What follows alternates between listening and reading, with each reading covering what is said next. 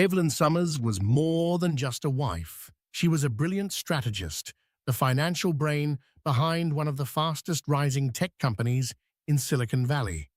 But in a single ruthless decision, her husband, the company's CEO, stripped her of her executive powers the moment she announced her pregnancy. Humiliated and furious, Evelyn prepared to walk away until fate threw a wild card. Within a week, the board of directors made a stunning move. They promoted her to CEO, dethroning her own husband in the process. Love, betrayal, corporate intrigue, and a twist nobody saw coming, her life was about to become a battle for redemption. Richard Van Laren and Evelyn Summers first met during an executive leadership program hosted by Stanford University. They were both young, hungry for success, and fascinated by each other's intellect. He was a visionary entrepreneur who wanted to change the world with cutting-edge technology. She was a meticulous financial strategist who saw patterns in spreadsheets the way artists saw shapes in clouds. Their chemistry was instant. People whispered that they were destined to become Silicon Valley's power couple. Their relationship developed quickly. Between classes and entrepreneurial competitions, they would spend late nights discussing the future, both their own and the world's. Evelyn was attracted to Richard's magnetic confidence, his ability to charm boardrooms full of stone-faced venture capitalists. He, in turn, admired her measured calmness under pressure. But there was more than mutual fascination. There was a sense that together they could build an empire. It wasn't just romance, it was strategy. 3 years later, they co-founded Arcadia Innovations, a technology conglomerate based in Redwood City. Arcadia started with a series of cloud computing tools, then expanded into software solutions for data analytics. Over time, it brought in artificial intelligence applications that caught the eye of major corporations. It helped that both were relentless workers sleeping 4 to 5 hours a night when major deals were on the line. They charmed investors, forging alliances that soared the company's valuation seemingly overnight.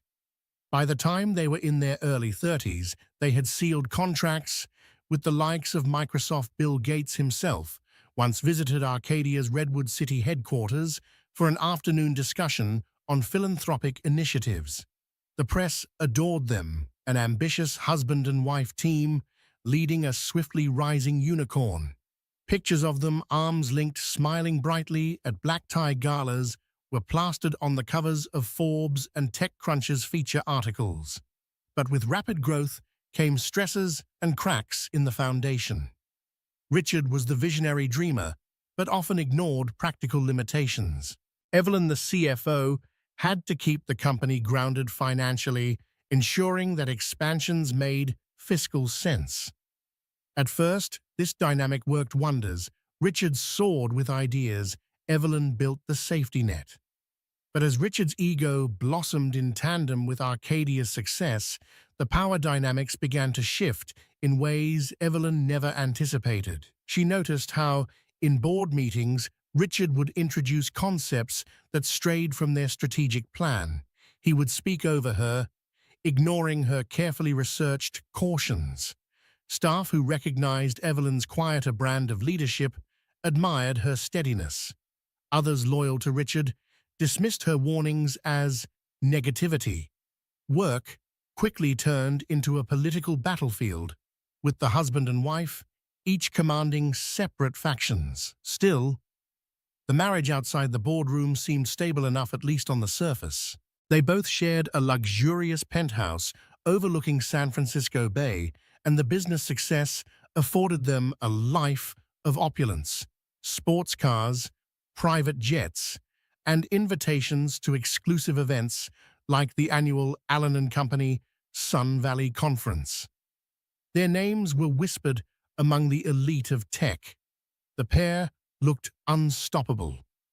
Yet behind Evelyn's composed smile lingered unease. Sometimes she would awaken at 3 in the morning to find Richard poring over new expansions or drafting proposals without telling her.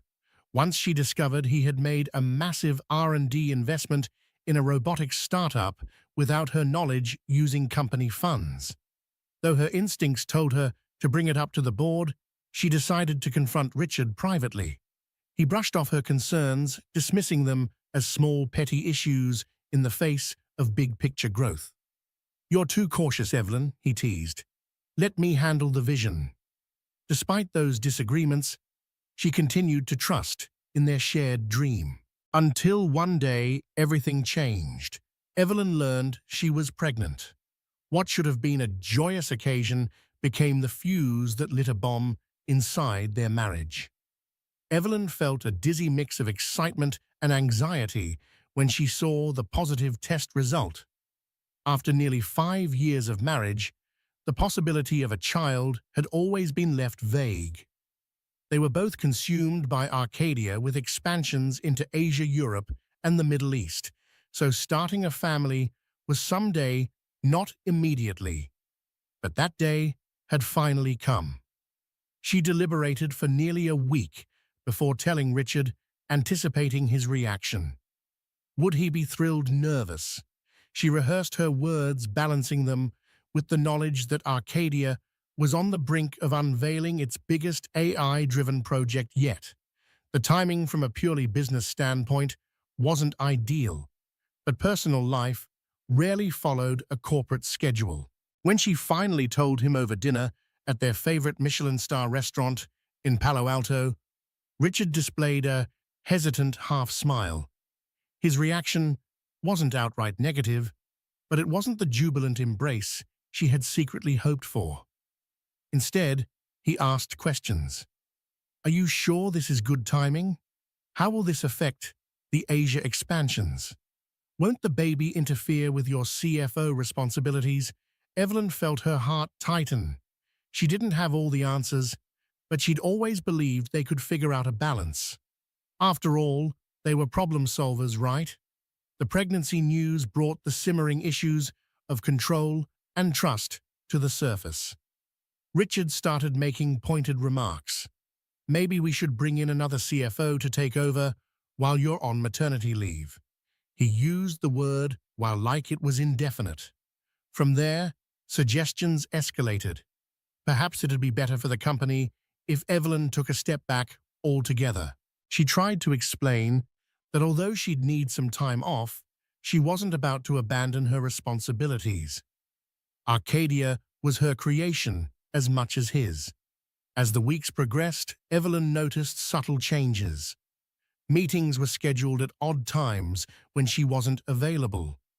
Key decisions were being made without her input. Soon, she received an official notice from HR that her role would be adjusted, referencing concerns about conflicts of interest in leadership. She was stunned. She had co-founded the company. She had dedicated endless hours to its growth. Yet now, it seemed Richard was orchestrating a campaign to edge her out, citing paternalistic concerns about her pregnancy. Their once shared penthouse felt colder. Richard grew distant. He came home late, barely communicating. If she tried to approach him about their baby, he waved her off, saying they needed to focus on Arcadia's investor relations. The deeper root, she suspected, was that Richard was terrified that her absence, even a short one, might hamper the breakneck pace of expansions. He wanted Arcadia to stand tall among giants like Google and Apple. A pregnant CFO didn't fit into that unstoppable narrative he projected to investors. Rumors spread across the company. Some employees whispered that Richard saw the baby as a liability. Others, more sympathetic, privately emailed Evelyn to express their support. She discovered that the stock watchers on the board had begun analyzing the potential risks of her pregnancy for Arcadia's upcoming stock listing. Among them was Marissa Fine, a powerful venture capitalist known for pushing companies to extremes for higher returns. Marissa had apparently told Richard that any sign of instability in the leadership team could harm Arcadia's IPO prospects. The word instability referred to Evelyn's pregnancy. Evelyn felt trapped.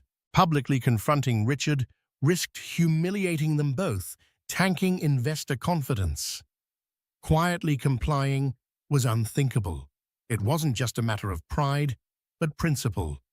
She'd poured her life into Arcadia, shaping it from day one. Why should she step aside now just because she was carrying their child? One evening, after weeks of hushed tension, Richard called an emergency executive session. Evelyn wasn't invited. Later that night, he came home with a thick folder. Without preamble, he announced that the board had decided on a temporary demotion for her effective immediately. Evelyn would no longer serve as CFO. She'd be reassigned to an advisory role with diminished authority.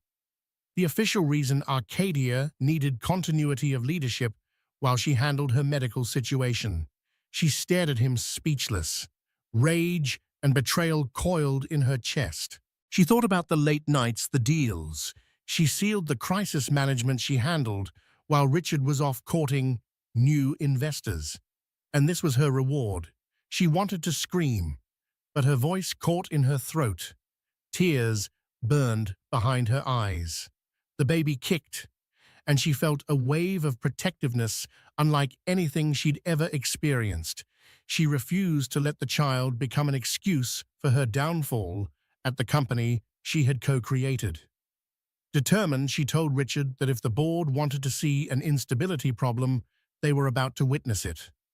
Evelyn woke up the next morning with a sense of grim clarity. She was furious, yes, but she was also resolved.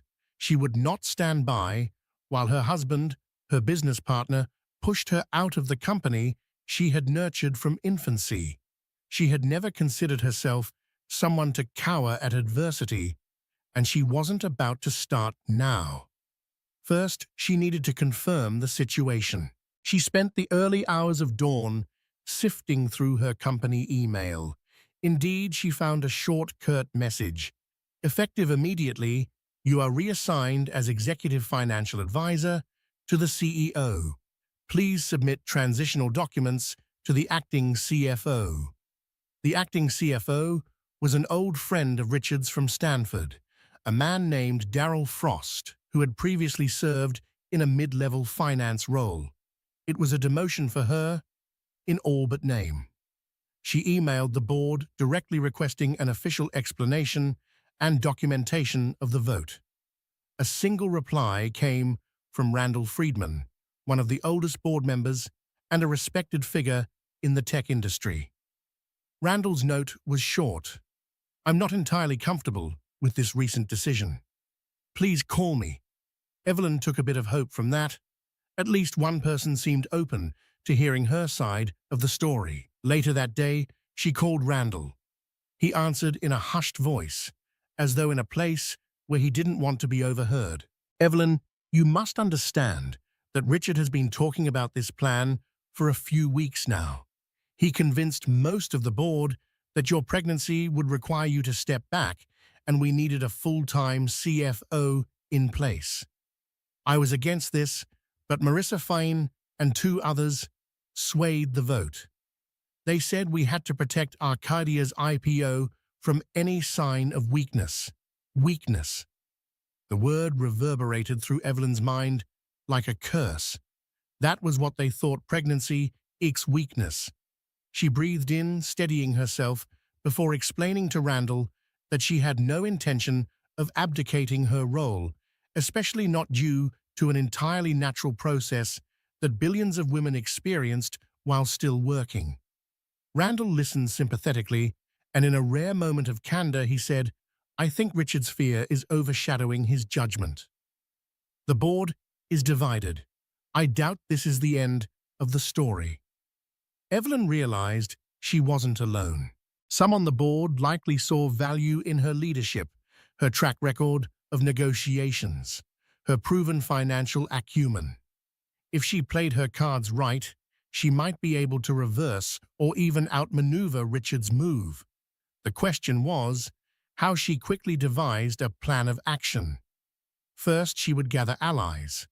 She knew that many mid-level managers at Arcadia were loyal to her. She had always taken time to mentor younger finance professionals, particularly women.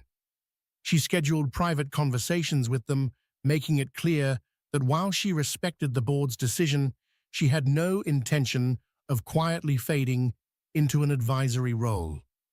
"I'm still here," she said, "and I intend to remain very much involved in Arcadia's future." Second, she decided to show the board, and by extension the investors, that her pregnancy did not impede her ability to lead. Evelyn threw herself into analyzing the upcoming IPO. She produced in-depth reports, refined Arcadia's forecasting models, and even suggested a more innovative approach for the investor roadshow. She might not hold the CFO title at the moment, but she worked harder than ever. It didn't take long for people to notice the discrepancy between her contribution and her official job title. Darryl Frost, the newly minted CFO, found himself overshadowed. He could barely keep up with half of the responsibilities. Exasperated, he complained to Richard, "If Evelyn is going to keep working like this, why am I even here?" Richard grew uneasy. He confronted Evelyn in front of a few staffers, demanding she step back from daily tasks. She refused, pointing out that her contract gave her an equal right to work for Arcadia. The spectacle caught people's attention. A small but palpable tension crackled between the once unified power couple. Weeks passed. Evelyn's determination only grew stronger. Her baby bump was more visible now, and ironically, it lent her an aura of fierce maternal power. Far from seeming weak, she projected an image of unwavering resolve, a woman who could juggle pregnancy and corporate battles simultaneously. Meanwhile, whispers of Richard's single-minded ambition began to circulate. Some employees had discovered that Richard was funneling excessive funds into a secret robotics partnership in Asia without full board approval. This was reminiscent of that time Evelyn had confronted him about hush-hush expansions. Rumors indicated that he was pressuring suppliers to falsify or inflate contract values to attract bigger investor buzz. If that was true, it could lead to serious legal ramifications for Arcadia, particularly with an IPO looming. Evelyn picked up these rumors through her network of loyal staff.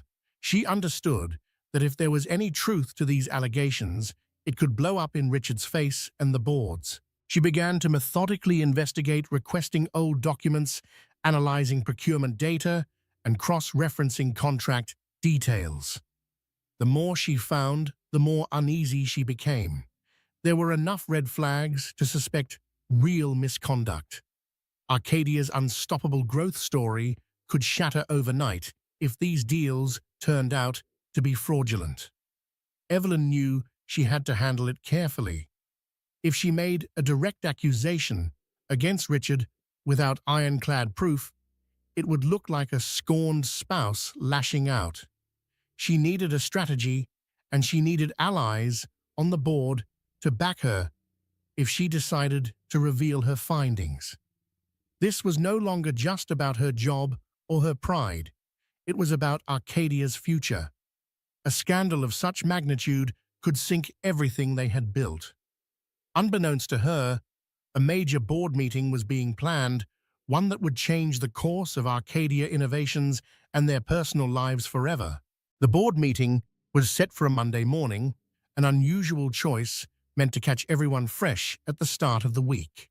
The agenda was disguised as routine, covering quarterly earnings, the progress of the IPO, and departmental updates. But rumors buzzed that something big was coming. Evelyn suspected Richard was preparing to solidify his power, perhaps by permanently removing her from any significant role. As she entered the sleek, glass-walled boardroom, she felt all eyes on her. She was elegantly dressed in a tailored maternity blazer, her baby bump impossible to ignore. She took a seat at the oval table, noticing Richard at the far end, flanked by Marissa Fine and a few other board members. Randall Friedman gave Evelyn a subtle nod from across the room, a silent acknowledgement of support. Richard began the meeting by addressing Arcadia's momentum. He rattled off expansion achievements, boasted about new foreign deals, and highlighted the potential for a stratospheric IPO. Darrell Frost presented the finance report, stumbling occasionally. Evelyn could tell that a few members seemed skeptical of his competence. Though demoted, she watched from the sidelines, taking careful note of every comment and slide. Midway through the agenda, Richard announced that the company was thrilled to have Evelyn remain in an advisory capacity, but that Arcadia needed to streamline its leadership structure to ensure a smooth IPO. He then turned to Marissa, who began outlining a formal resolution to reclassify Evelyn's position and convert her shares into non-voting stocks, a move that would effectively bar her from interfering in key decisions. Evelyn sensed the trap. Once her shares were non-voting, she would have no real power. She gripped her pen tightly, scanning the room for reaction. A few members, including Randall, visibly stiffened. Others seemed to follow Richard's lead, nodding along. Marissa pressed on, enumerating the reasons: concerns of continuity, the need for stable leadership during the pregnancy, and potential conflicts of interest. The word conflict nearly made Evelyn roll her eyes. Before they could move to a vote, Evelyn spoke. She addressed the room with a clarity that commanded attention. "I want to speak for myself." She set aside the prepared notes, opting for sincerity over rehearsal. She began by recounting her history at Arcadia. She talked about the nights she'd spent traveling the world to secure deals, the teams she had built, the strategies that led to Arcadia's financial success. She reminded the board that her pregnancy was not an abdication of her responsibilities or her skills. Women across the world have children while continuing to excel in their careers, she stated firmly. "I am no different." She then pivoted to something that caught everyone off guard: the suspicious deals in Asia. She laid out bullet points, specific contract numbers, rerouted funds, and inflated valuations that did not match official records. She did not accuse Richard directly, yet she simply presented facts and anomalies, suggesting Arcadia needed to investigate to ensure compliance before the IPO. "If we ignore these red flags, we risk jeopardizing our future on the public market," she concluded. "We have a responsibility to our investors, our employees, and ourselves to act diligently." A heavy silence fell. Richard glared at her, his jaw clenched. Marissa's composure slipped as she fidgeted with her pen. A few board members exchanged concerned looks. Evelyn had landed a blow, not just an emotional one, but a factual one, that directly threatened their carefully curated success narrative. Richard finally spoke. "We can't afford to stall with bureaucratic distractions. We have an IPO timeline. These so-called red flags are simply the normal complexities of overseas operations." His tone was sharp, dismissive. He tried to pivot the discussion back to the resolution about Evelyn's shares. But Randall Friedman chimed in. "Wait a minute. Evelyn's concerns cannot be brushed aside lightly. If these anomalies exist, we must investigate. The cost of a scandal at this stage could be catastrophic." Another board member murmured agreement. Marissa shot Richard a nervous glance. Realizing the tide was shifting, Richard insisted, "I'm sure it's a misunderstanding. But for the sake of transparency, we can open an internal review. However, we should proceed with the resolution regarding the leadership structure. That's a separate matter." Evelyn's heart pounded. She could sense that Richard wanted to bury the investigation while simultaneously finalizing her demotion. The tension in the room was palpable. Her eyes flicked to Randall, who cleared his throat. "If we're calling for an internal review, I suggest we hold off any permanent changes to the leadership. We need all hands on deck, including Evelyn's. She's integral to the financial oversight, and removing her shares' voting power now would seem suspect." A heated debate erupted. Marissa argued for the resolution, claiming the board had a fiduciary duty to ensure the CFO role was stable. Randall countered that fiduciary duty also meant safeguarding the company from potential fraud or inflated deals. Evelyn sat quietly watching the power struggle unfold. Her strategy had worked. The board was divided and uncertain. Richard could not simply steamroll them. Finally, the chairman, a usually silent figure named Edward Kim, tapped his pen on the table, calling for order. "We have two issues here," he stated. "One is the alleged financial irregularities. The other is the proposed resolution to change Evelyn's share status. I propose we table the share resolution until a special committee reviews the Asia contracts. The vote on the resolution will be postponed until next week's session." Agreed, reluctantly, the majority nodded.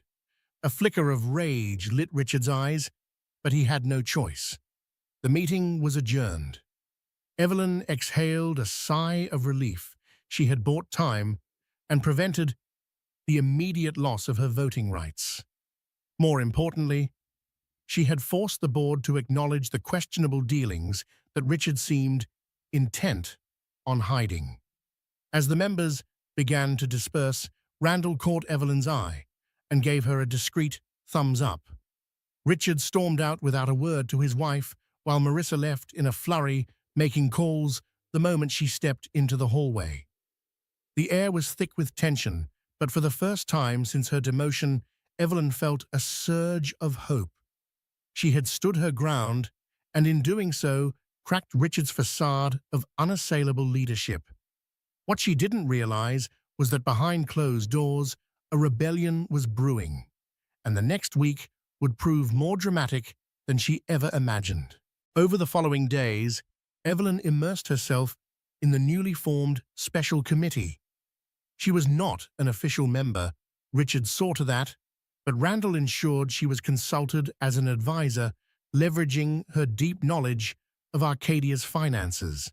Several accountants and lawyers were assigned to investigate the Asian expansion deals.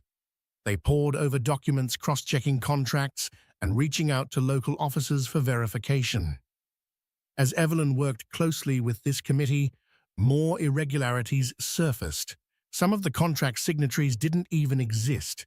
Company names were registered in remote corners of Southeast Asia, but showed no evidence of actual operations. Funds had been shuffled between shell entities, creating a labyrinth of transactions. Evelyn's stomach knotted with each revelation. This was serious. If these were purposeful deceptions, Arcadia faced not only an ethical issue, but a legal nightmare, and Richard was at the center of it. Meanwhile, Richard scrambled to maintain control.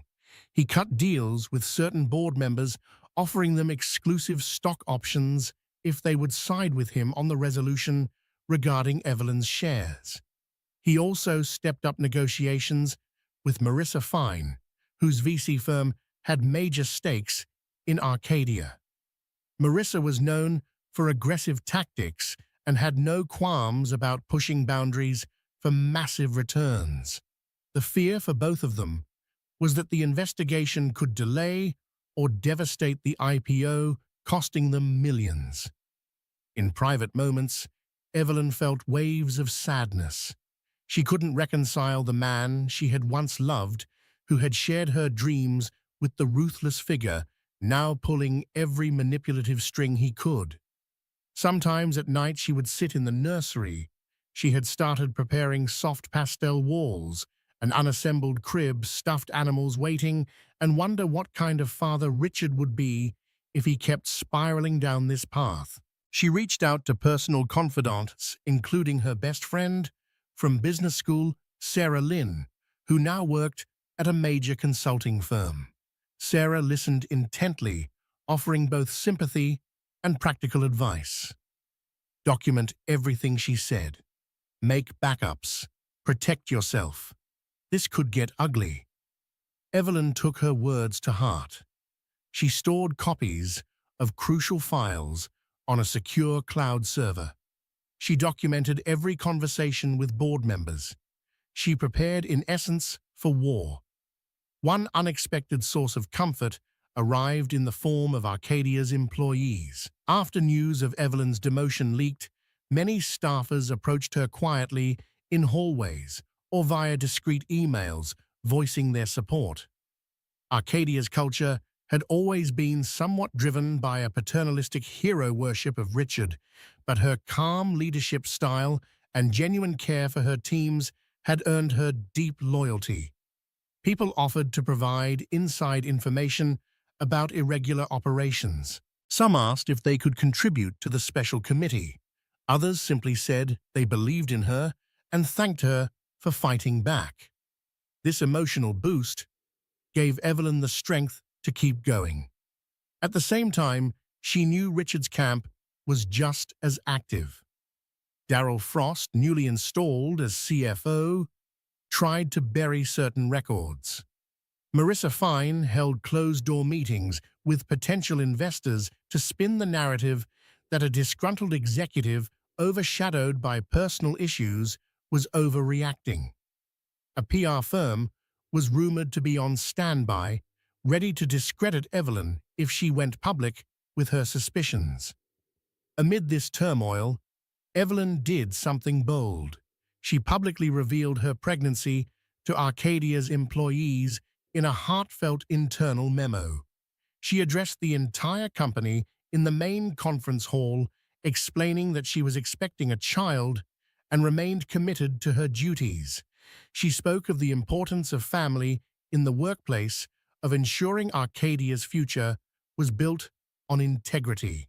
"I believe we can be a company that sets a new standard," she said, "one that embraces women leaders and demands transparency from the top."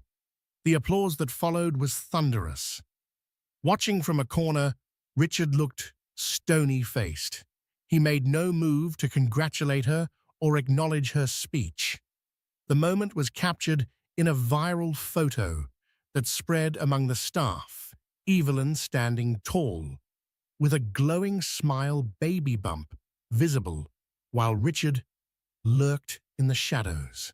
The symbolic image only fueled the swirling rumors of their marital and corporate conflict. Within hours, the board's group chat lit up. Some members praised Evelyn's dedication. Others fretted that she was turning this into a media circus, overshadowing Arcadia's focus on the IPO. Randall Friedman stood firmly in her corner, emailing that the positivity around Evelyn could actually strengthen Arcadia's brand if they resolved the internal disputes swiftly and ethically. That night, alone in the penthouse, Evelyn confronted Richard in the living room. They hadn't spoken much outside business for weeks. "Why are you doing this?" she asked, tears in her eyes. "We built Arcadia together. Why are you risking everything with these shady deals?" He glared at her frustration etched into his features. "You don't understand. I've got bigger plans for Arcadia. We're on the cusp of something huge: robotics, AI expansions. We're negotiating with top governments. We can't afford to miss this window. Sometimes we have to bend the rules to get ahead." She stared at him aghast. "Bend the rules? You're talking about potential fraud. And you're willing to sabotage your own wife's career for that," Richard sneered. "Don't play victim. You care more about your own power than the future of Arcadia. If you were truly devoted to this company, you'd trust me." Then, in a quieter voice, he added, "You think the board admires you because of your ethical stand. They only see an opportunity to use you against me. Don't be naive." Evelyn's fury rose. She pressed a hand against her stomach, feeling the faint movement of their child. "We're having a baby, Richard. Does that not matter to you at all?" He hesitated, a flicker of emotion crossing his face. But he hardened again. "I'll take care of you and the child, but Arcadia is bigger than a family. It's a global force in the making, and I'm not about to let you or anyone else tear it down." With that, he stormed off, leaving Evelyn shaken. She realized that Richard's obsession had reached a point where he was willing to destroy everything, even their marriage, for his vision of success. But she wouldn't let him destroy her. Not when she had fought so hard to get here, not with a baby on the way, and certainly not when she still had a powerful card to play the truth. The second board meeting was scheduled for the following Monday, giving the special committee just under a week to compile evidence. Every day felt more intense than the last. Tensions ran high within Arcadia's corridors. Whispers of something big about to drop pervaded water-cooler conversations, Slack channels, and discreet text messages. Evelyn worked tirelessly, consulting with the committee, cross-verifying documents, and preparing for the confrontation she sensed was imminent. On Thursday, the committee concluded its preliminary findings. The evidence left little room for doubt. Certain overseas operations were sham fronts, and large sums of money had been funneled in ways that artificially inflated Arcadia's financial statements. Not all details pointed directly to Richard, but the chain of approvals included his signature. If challenged by regulators or an investigative body, Arcadia would likely face immediate scrutiny, possible legal action, and a battered reputation, devastating for an IPO candidate. Evelyn knew the stakes. She also recognized that revealing these findings would be both personal and corporate Armageddon. Richard might be implicated in financial misconduct, effectively ending his career. It would also sink their marriage beyond repair.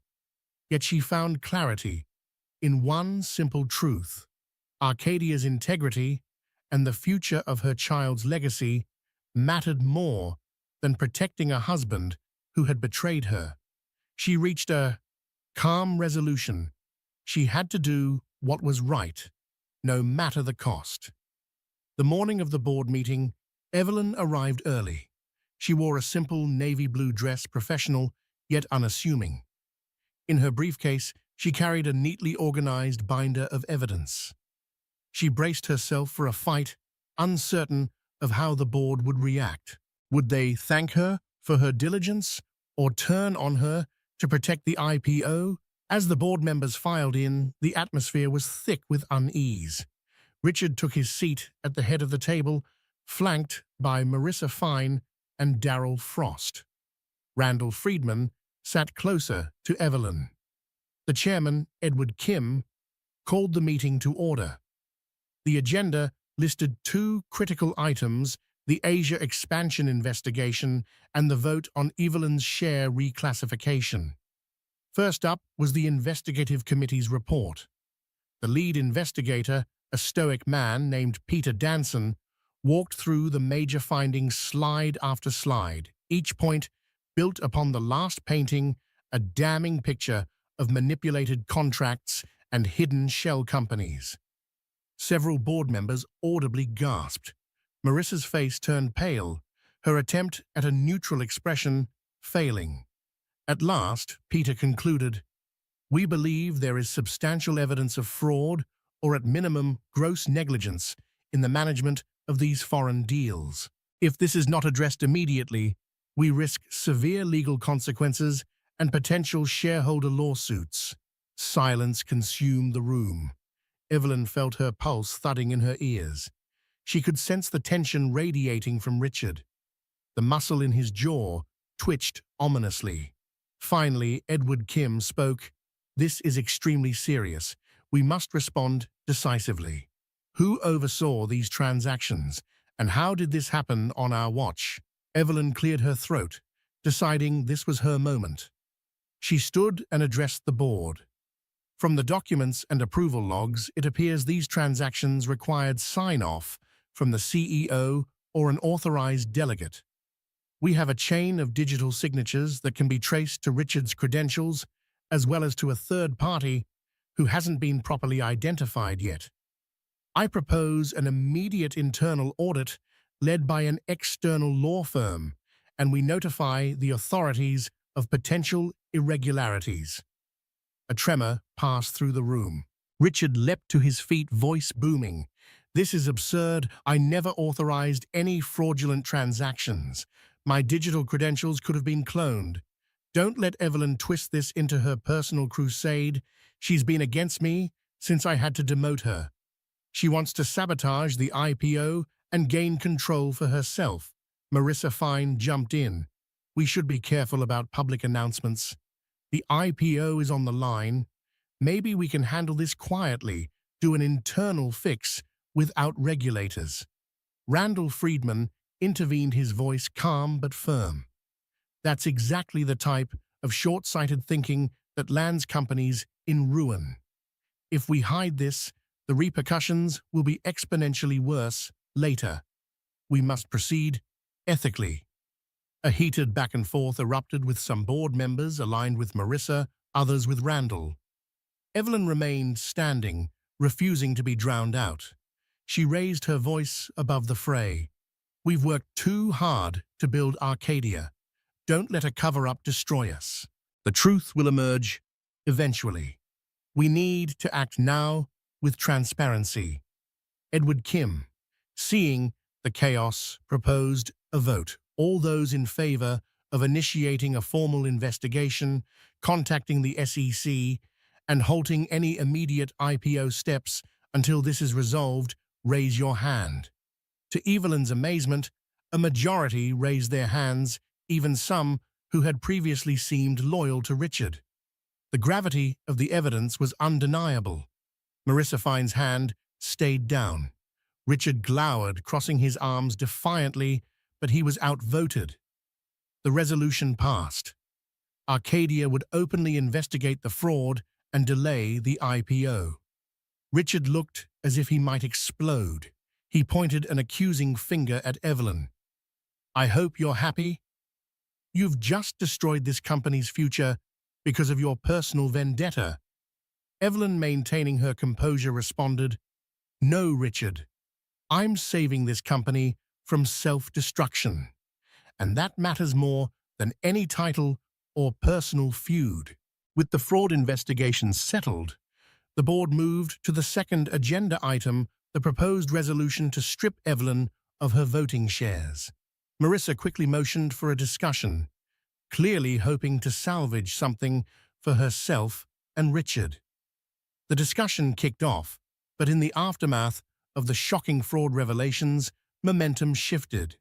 Several board members argued that forcibly removing Evelyn at this juncture would look retaliatory and suspicious, especially given she had unearthed vital information.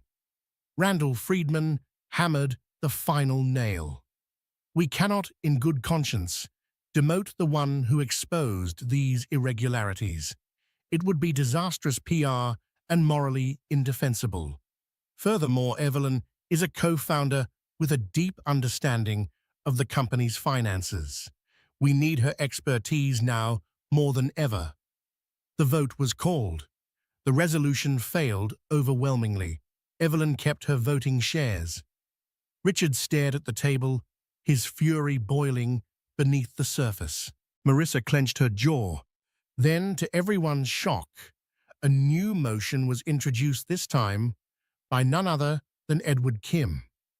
Given the gravity of the situation and the potential involvement of Richard Van Laren in these fraudulent transactions, I propose we discuss an interim leadership structure. Richard shot up from his chair.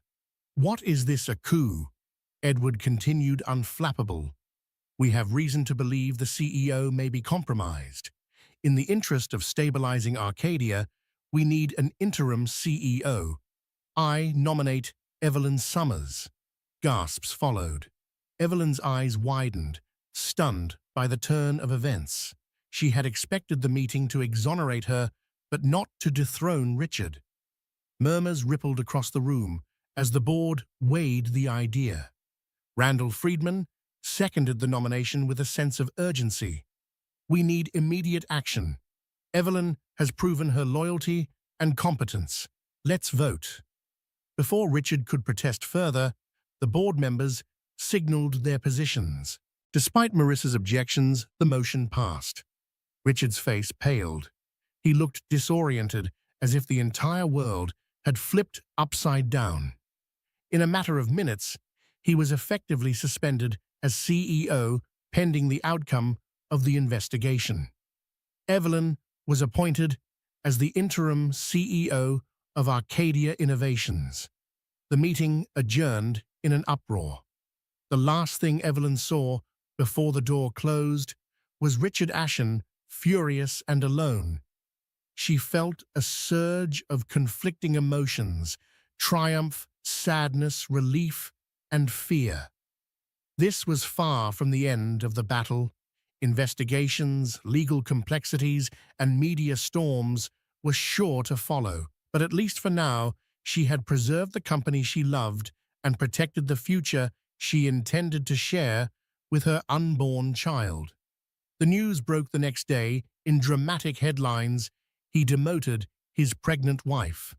The board just promoted her to CEO.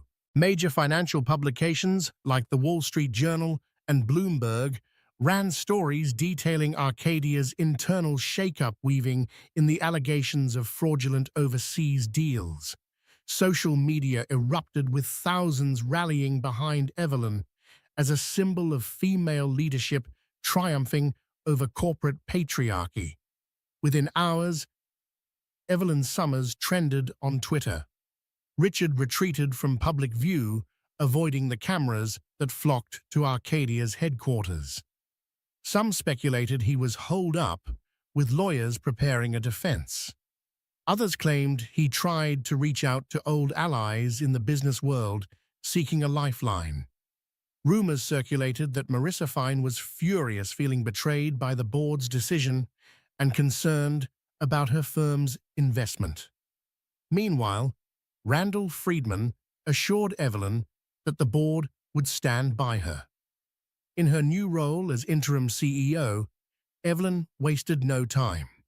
She immediately set up a crisis management task force to handle the investigation and potential legal fallout. She met with Arcadia's key clients, assuring them of the company's commitment to transparency. Her calm, decisive leadership soothed nerves, and Arcadia's stock, initially battered by rumors, began to stabilize. Ironically, the very pregnancy Richard had cited as a liability now became a symbol of hope and renewal for the company. Evelyn also took steps to mend internal wounds. She asked employees to come forward with any grievances or knowledge of wrongdoing, promising no retaliation.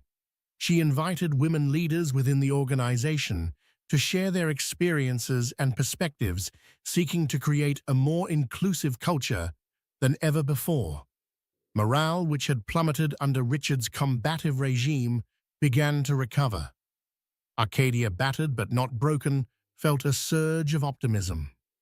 Behind closed doors, Evelyn also grappled with personal turmoil. Richard was still her husband, legally speaking, but they were living separate lives. She stayed in the penthouse for a while, but his presence there was minimal. He spent nights elsewhere, or sometimes not at all. Their brief interactions were tense, charged with a swirl of regret and accusations. Neither brought up the possibility of reconciliation.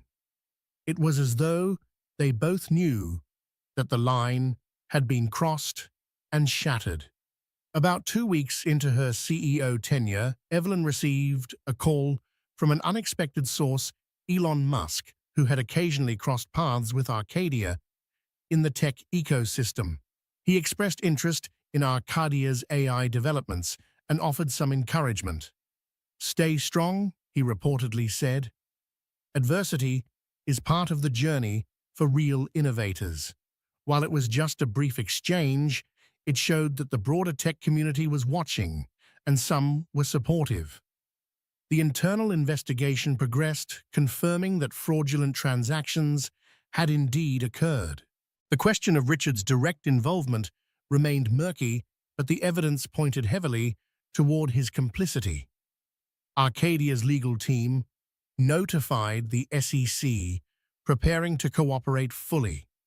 Meanwhile, employees who had been part of the hush-hush deals claimed they acted under executive orders.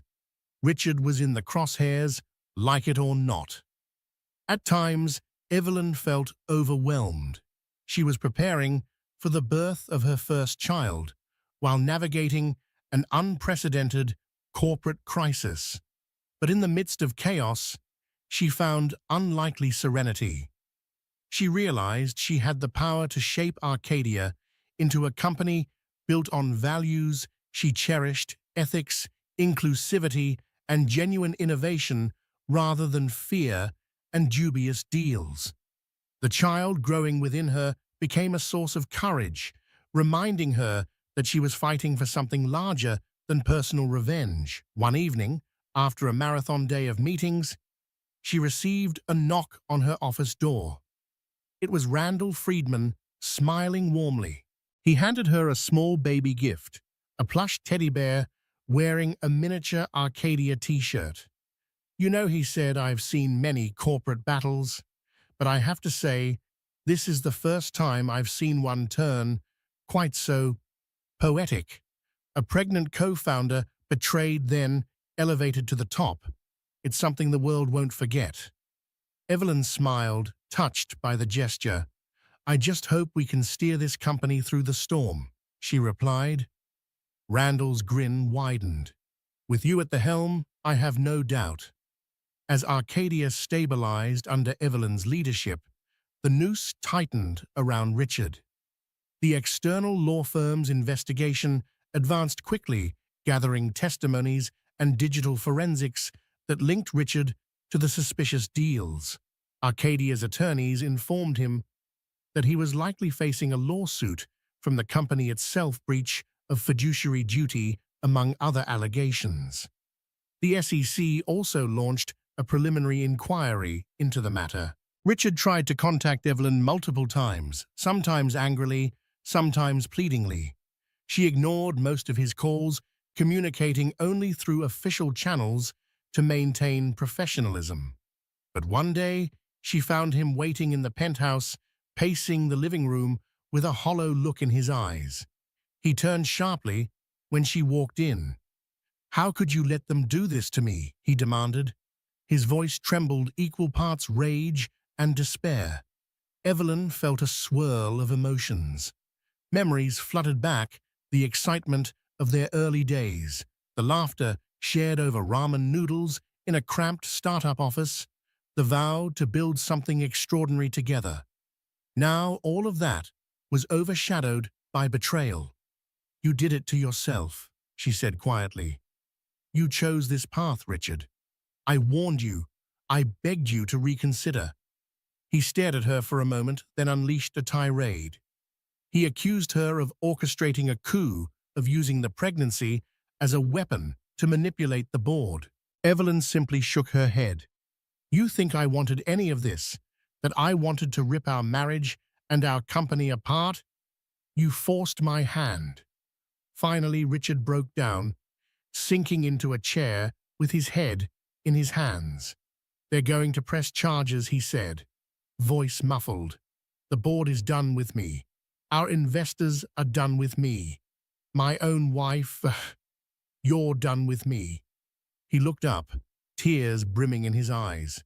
"I never wanted to hurt you. I just wanted Arcadia to be unstoppable." Evelyn felt tears of her own welling up, but she held them back. "You lost sight of what matters most. Integrity, family. We had it all. Richard, talent, drive, opportunity. But you turned it into a personal empire. Maybe we could have navigated the pregnancy together, found a balance. But you made it clear you saw me as an obstacle, not a partner." He tried to reach out for her hand, but she pulled away gently. "I can't fix this for you anymore," she whispered. "I have to protect Arcadia. I have to protect our child." Richard's shoulders sagged, resigned. Slowly he stood up and walked toward the door. "You've won," he said, bitterly. "Enjoy your victory, Evelyn." With that, he left the door, clicking shut behind him, a final punctuation mark on a relationship that once burned brightly with promise. Evelyn sank onto the couch, letting the tears come. The penthouse felt cavernous, filled with echoes of a life that no longer existed. She thought about the child growing inside her, about the uncertain future and the heartbreak of this moment. But as painful as it was, she knew it was necessary. Sometimes, to save what you love, you have to make the hardest choices. The weeks that followed were a whirlwind of official statements, legal proceedings, and corporate restructuring. Arcadia's shareholders breathed a cautious sigh of relief as the company openly addressed the fraud, cooperating fully with regulators. While the IPO was postponed, investor confidence began to recover under Evelyn's transparent leadership. Many in the media praised her as a model for ethical governance, while others speculated about the heavy toll such leadership came with. Richard's fate remained uncertain. He lawyered up, but the evidence stacked high. Marissa Fiend cut her losses, stepping back from the board and distancing her firm from Richard. It became clear that if indicted, he could face serious consequences. Some employees who had participated in the fraudulent deals expressed regret, shifting blame onto him. Others tried to salvage their own reputations, testifying that they were coerced. The machine that Richard once controlled now churned against him. Meanwhile, Evelyn carried on. She focused on rolling out new policies to prevent future abuses. She hired a chief ethics officer, restructured compliance teams, and improved channels for whistleblowers. She also set up new maternity and paternity leave policies, a symbolic nod to her personal journey. Morale improved, and Arcadia began winning back clients who admired the company's resilience. A few months later, major tech publications hailed Arcadia as a prime example of how to pivot from crisis to ethics-driven innovation. On the personal side, Evelyn quietly prepared for her child's arrival. She moved into a new condo, deciding it was healthier to leave the penthouse behind. She leaned on friends, especially Sarah Lynn, for emotional support. She even joined a prenatal yoga class, finding a sense of calm and community with other expecting mothers who lived lives far removed from corporate battles. The baby's kicks reminded her daily of hope, a fresh start waiting just around the corner. When Evelyn's due date approached, the board insisted she take a leave of absence for the final few weeks. She resisted at first, unwilling to abandon Arcadia during a critical time. But after some reflection, she realized it was wise to let her newly hired executives step up. Confidence in the leadership team was growing, and they could handle operations while she focused on her child. The day before her leave began, she held a final meeting with her top managers. "Trust your instincts," she told them. "We've come through the worst of the storm. Now we have a chance to shape Arcadia into something truly good. Don't lose sight of why we do what we do." They applauded, some with tears in their eyes. She had become a role model, a beacon that shone through the darkest times. In the early hours of a quiet Saturday morning, Evelyn felt the first contractions. Sarah rushed her to the hospital. Despite the months of turmoil, the moment was both surreal and grounding. She was about to meet the life she had carried through one of the fiercest corporate battles imaginable. The labor was long, but free from major complications. Finally, near sunset, she gave birth to a baby girl, Sophia Grace Summers. Holding Sophia in her arms, Evelyn felt a wave of emotion crash over her love relief and an overwhelming sense of gratitude. She realized that no boardroom victory, no corporate title could ever compare to this miracle of new life. She spent a few days in the hospital, recovering and bonding with her daughter. Flowers and gifts poured in from Arcadia. Employees, board members, and even some old business acquaintances who heard the news. One card in particular from Randall Friedman read, "You brought life and light back into Arcadia. Now focus on the greatest creation of all, your child." Evelyn smiled as she read the heartfelt message. Richard did not come. She had not expected him to. He was likely deep in legal battles, or perhaps too ashamed to face her or his newborn daughter. Evelyn felt a pang of sadness for Sophia, who might never know her father in a meaningful way. But she also recognized that she could not force Richard to be the parent he wasn't ready or willing to be. When she was discharged, Evelyn carried Sophia out of the hospital, stepping into the warm California sun. The future was a wide horizon, challenging, unpredictable, but hers to shape. A few weeks after giving birth, Evelyn returned to Arcadia and found the company thriving. The leadership team had held the fort, admirably securing strategic partnerships that bolstered confidence. Employees greeted her with a standing ovation. In her arms, baby Sophia blinked curiously at the sea of smiling faces. Evelyn resumed her CEO duties with a new perspective.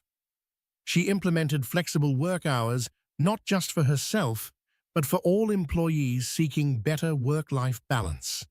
Her focus shifted toward developing AI-driven healthcare initiatives, a field with personal resonance. Evenings were sacred. She'd return home to sing lullabies and read bedtime stories to Sophia. The investigation into Richard's misconduct marched on. Eventually, he negotiated a deal: restitution, a corporate ban, and silence. He vanished from the tech scene. Rumors hinted at exile and mounting debts, but Evelyn no longer sought closure. Her energy was with Arcadia and her daughter. Under Evelyn's guidance, Arcadia's reputation flourished. She appeared on panels, her story hailed as one of resilience. "We must remember why we build, not just what we build," she told aspiring leaders. She had become a symbol of ethical leadership, proof that strength can come from both conviction and compassion. A year later, Evelyn stood on stage at a corporate leadership summit in San Francisco. She was the keynote speaker, and the packed auditorium buzzed with anticipation. In a nearby green room, her daughter Sophia, now a curious toddler, played under Sarah Lynn's watchful eye. Evelyn began her speech by recounting Arcadia's founding and the dreams she and Richard once shared. She acknowledged the betrayal and demotion she endured and how the board reversed it within a week, promoting her to CEO. She spoke openly about the personal cost, heartbreak, uncertainty, and fear for her unborn child. Then came the turn: how she fought for truth, uncovered fraud, and reshaped the company with integrity. "Power can be abused, trust can be shattered," she said, "but integrity can prevail, and when it does, it lifts everyone." The crowd rose in a standing ovation. Evelyn smiled, overwhelmed but at peace. Backstage, Sophia toddled into her arms. Evelyn kissed her daughter's cheek and whispered, "We did it, my love.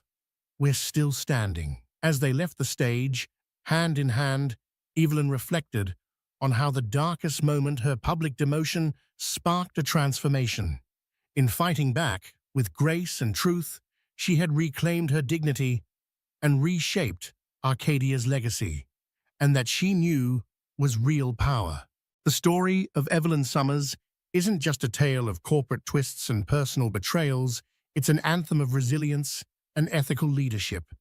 She found the courage to protect her unborn child, reclaim her rightful place in the company she co-founded, and steer Arcadia toward a future built on honesty and compassion. Through heartbreak, betrayal, and a boardroom revolution, Evelyn emerged stronger than ever, reminding us all that integrity can conquer even the most ruthless ambition.